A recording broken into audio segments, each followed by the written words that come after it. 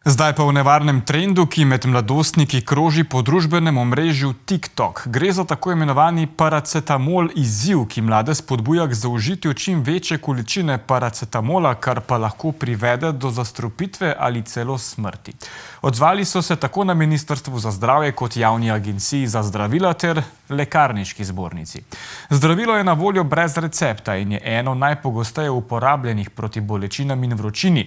Prevelik odmerek lahko zahteva presaditev jeter ali vodi celo v smrt. O množičnih pojavih zastrupitev najstnikov v zadnjem času poročajo iz Francije, Belgije, Švice in Nizozemske. V Združenih državah Amerike pa je januarja zaradi prevelikega odmerka umrl 11-letni otrok. Lina Jelen. Skoraj vsak teden se na družbenem omrežju TikTok pojavi nov trend. Čeprav so nekateri izzivi bizarni, so neškodljivi in najstnikom zabavni. Neki za plesati je bilo, s kolegi smo se malo hecali. Eni so tako v redu, drugi so pa tako bolj na nevaren način in tistih sem ne. Žal pa je nevarnih izzivov vse več. Najnovejši trend, ki se med mladostniki širi na družbenem omrežju TikTok, je paracetamol izziv. Najstnike spodbuja naj pogoltnejo velike količine paracetamola, da preizkusijo svojo vzdržljivost in ugotovijo, kdo najdlje ostane v bolnišnici. Absolutno se lahko konča tudi z smrtnim izidom, ne? Tako da v bistvu kakršnokoli igranje z večjimi odmerki, kot je predvideno oziroma ki so ugotovljeno varni, ne? Se pravi odmerki, ki se dobijo v lekarni, jih priporočimo, so varni v bistvu za zdravo populacijo. Če ima nekdo normalno delujoča jetra, jih komot lahko vzame brez skrbi, da bi prišlo do nekih posledic. Medtem ko večji odmerki od tega, ne, je pa že igranje s tem, a bomo v bistvu preživeli ali ne bomo preživeli. Ja, to je pa bolano, ja. Ne moreš biti normalen v glavi, da to delaš. Nenormalno je, da sploh pomisliš na kakšno tako stvar. Zdijo se mi glupi, ne vem, zakaj bi to počel iskreno.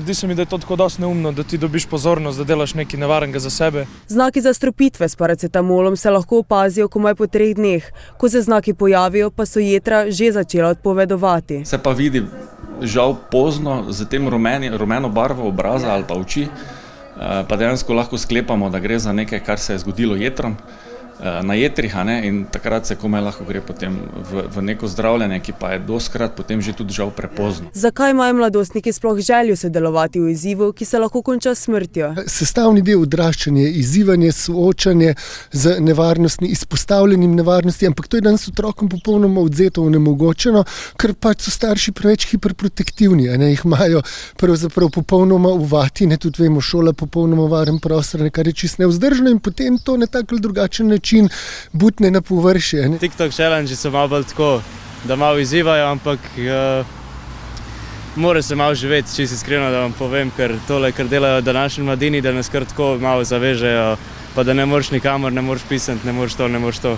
Itak ne smemo na WC, ne smemo nikamor, tako da jaz mislim, da je v redu, da si damo malo duška. V želji po sprejemanju in pripadnosti mladi pogosto podležejo vrstniškemu pritisku. Identificirajo, rečemo, seveda so vrstniki, ampak tukaj dobijo potem, če v družini stvari niso urejene, še toliko močnejšo vlogo. Te vrstniki pa seveda, bolj, ko stvari v družini niso urejene, bolj problematične vrstniške skupine potem dobiva. Nikoli do zdaj v človeštvu še ni zgodilo, da bi otroci ali pa mladostniki več vedeli kot starši. In to na tako pomembnem področju, kot je digitalizacija. In tukaj jih starši pač ne lovimo, ne moremo jim slediti. Vedno gre, na TikToku vsaj 3-4 novi izzivi, in preden sploh starši vemo ali pa odrasli, zakaj se gre. Stroka zato poziva starše k doslednemu upoštevanju opozoril na vseh zdravilih, preverjanju vsebin, ki jih njihovi otroci spremljajo po družbenih omrežjih, ter razlagi in svarilo svojim otrokom, naj ne nasedajo tovrstnim spodbudam.